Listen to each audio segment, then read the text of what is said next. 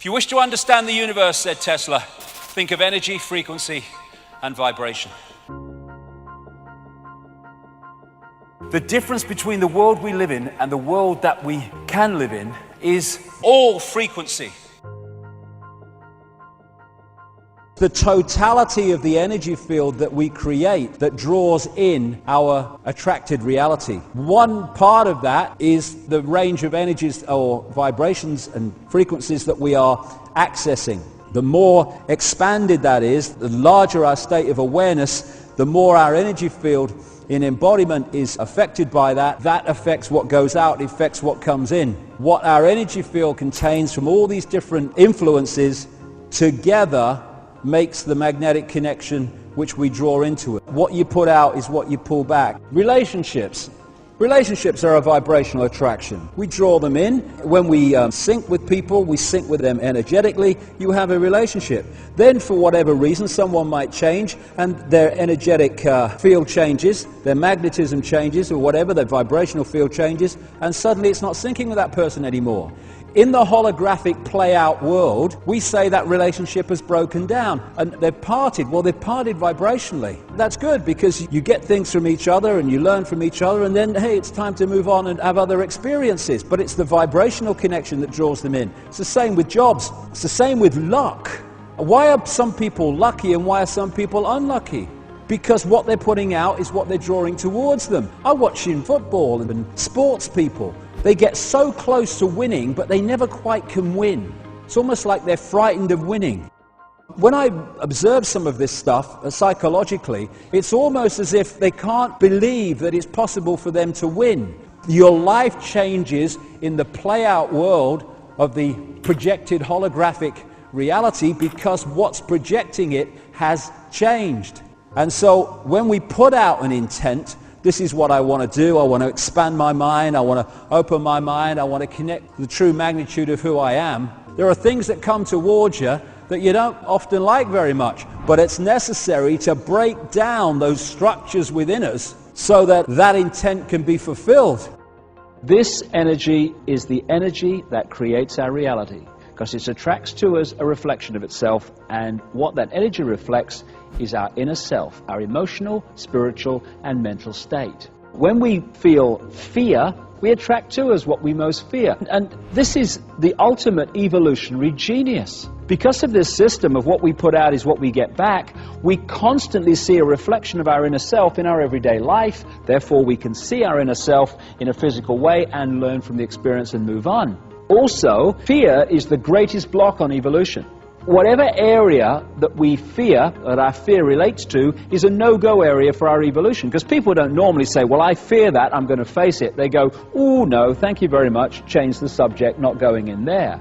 So this process of drawing to us what we put out means that we have to face what we're putting out so we can face it and evolve. So when we fear something, we draw what we fear to us eventually. This is what we need to transform human reality. The more hate we put out into the world, the more hateful world we have. And this is why music, vibration, has such an impact upon us. It depends whether we're syncing with the frequency or whether we're not.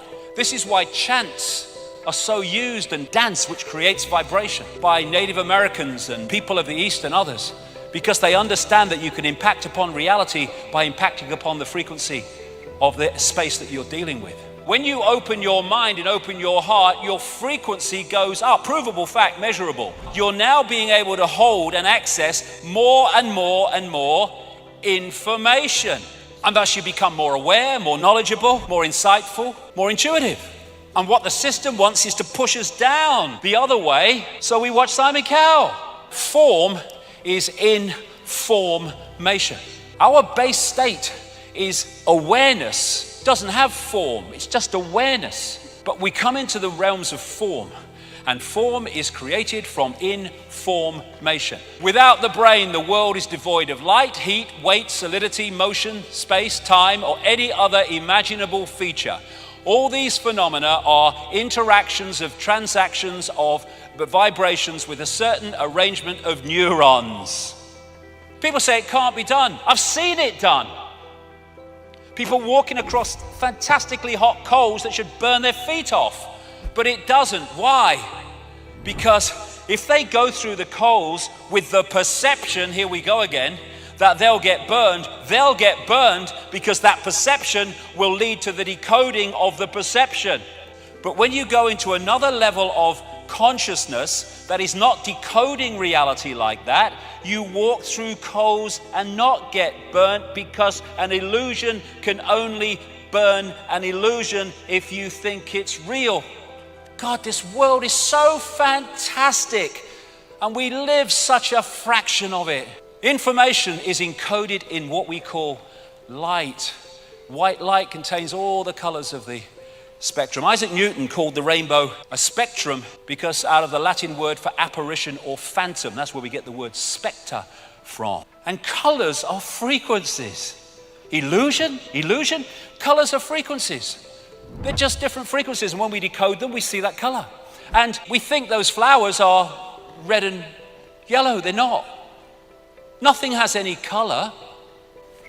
The color is decided in our perception of it by whether it reflects certain frequencies or whether it absorbs certain frequencies. We're only seeing light that reflects. Thus, we're only seeing that color which is reflected by the object, therefore it seems to be that color. This is the scale of the illusion that we think is real. And even, some of these various things that you come across in science, hydrogen and carbon and nitrogen, you break them down on one level and they look like barcodes, because this is a virtual reality universe. And light radiation is information, and the frequency or wavelength vibration is its delivery system. The information dictates the frequency. So, I'm delivering information. I love you! And I mean it.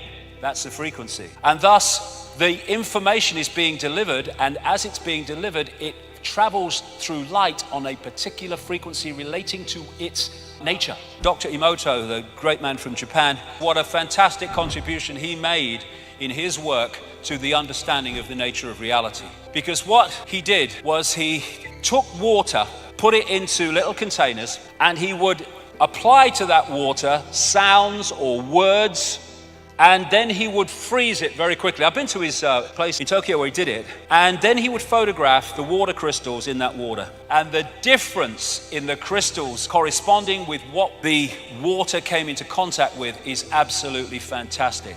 This water had love and thanks written on the side of it. Beautiful. Geometrically beautiful. Harmony, natural order. This had hate on it. Look at it.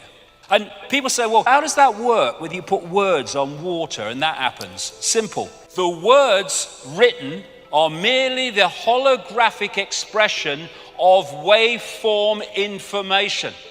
So those words are vibrating to a certain frequency. We see them holographically, but they're vibrating to a certain frequency. And that frequency impacts itself upon the water, and when you freeze it and photograph it, you see the impact.